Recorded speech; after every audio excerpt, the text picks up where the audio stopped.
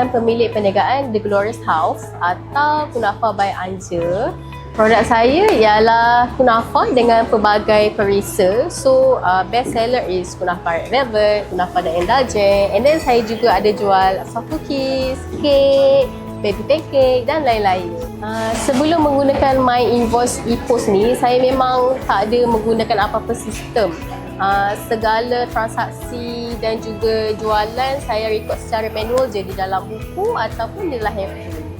Sebenarnya saya ke hasil Johor Bahru nak daftar e-invoice, and then saya ada bercerita lah pasal saya punya perniagaan, and then dia menawarkan sistem My Invoice EPOS ni secara percuma je. So saya jadi macam berminat lah, percuma je, why not? Sebab saya ada tanya orang-orang luar, harga dia ada 3,000 ke 6,000. Sebelum saya menggunakan My Invoice EPOS ni, saya memang catat guna tangan je, guna ataupun dalam handphone. Tapi sejak ada My Invoice ni, saya punya rekod lebih tersusun. Saya boleh tengok daily report macam mana, boleh tahu produk apa yang terjual, boleh tahu customer bayar cash ke QR macam mana. So macam lagi sistematik untuk saya punya perniagaan lah. Mula ni saya takut nak try sebab takut susah, tapi lepas dapat tunjuk ajar daripada pegawai, rupanya senang sangat-sangat. And then kalau saya ada masalah mengenai sistem EPOS tu, saya terus hubungi pegawai,